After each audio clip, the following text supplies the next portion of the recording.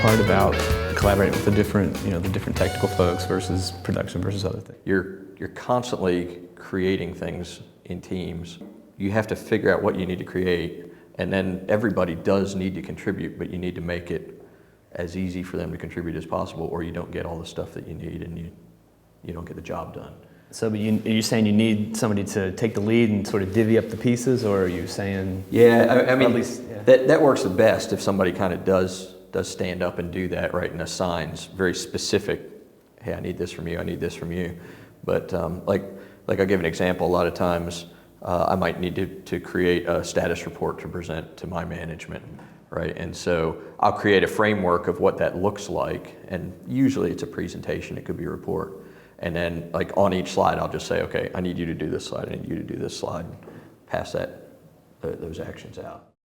We use a communication tool called HipChat, and so it's great. You can just kind of it's like GChat, only there's rooms as well, and so I can throw any questions out there, and there can be at any time between 5 and 7 people in the same room.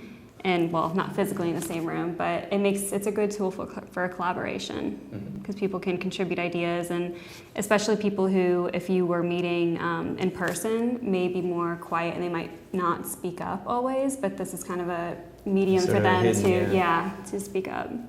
We're also in a small office, so it's really nice. I can just walk down the hall, compared to previous role, where we would collaborate across different countries, and you'd have to wait 24 hours to get a response for email, which definitely delayed things. If you are pulling inputs from different people and they're all a different form, a different font, a different, I don't know, how margins, all kinds of stuff is different, then you spend, instead of doing something positive and pulling it together, you're wasting your time, changing the font. Changing, word processing. Yeah. And you need to know what the audience is as well.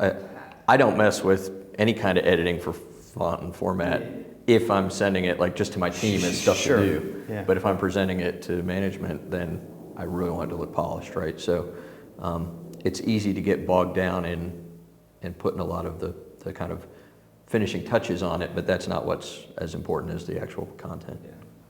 And you need to be careful too. I mean, I've certainly had, I don't think I've done it, but I've certainly had managers that did a lot of changing glads to happies, because they liked a certain language or a certain way to say things. And I think you're right, that's a waste of time. You don't need to be putting a lot of effort into that. If you have questions or doubts, bring me a draft to look at. Don't spend a whole lot of effort developing something that maybe isn't even really what's needed, or the tone that's needed, or quite the information that's needed, or whatever. Bring a draft, get some feedback on it.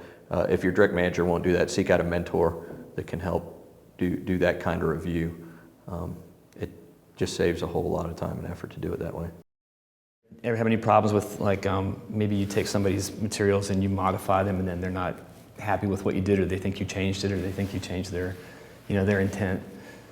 I don't think I've had that. I haven't changed anyone's wording. I think it's more so someone has maybe decided to change mine, and the way they went about it, though, they were like, what you wrote is great, but I know who it's going to, and this is the way that they prefer to receive content and communication. So, I mean, if you do have that situation, I think it's maybe communicating to the person. But that was helpful. They told you why they're changing it, and so there's a lesson there, and it's not, I don't know, it's not abrasive, it's not trouble, you're not upset by it. Right. You hope that it's situational, but there are times when people change it just because they want to change it, right? They want to put their touch on it or whatever. And I tend to just try not to worry too much about that. But that's where verbal communication as a follow-up, I think, helps.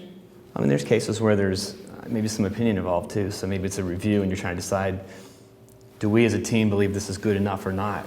And so then you have different inputs, opinions on, our collective, we think it's good enough, and one person says, no, my part's not good enough, and you get into this, maybe pass-fail type of debate, and there's challenges there. I think the best thing to do in that type of situation, hopefully, is not wait till it's time to present this stuff, but to do sort of the pre-discussion. And if you know that you're going to have, it's going to be an area there's going to be a challenge or some disagreement, to try to get with the people ahead of time and say, hey, here's, I know we don't agree totally, but here's what I think, and talk it out and come to some kind of mutual thing, so that when you do put it out there, it doesn't blow up in public in a big presentation or something.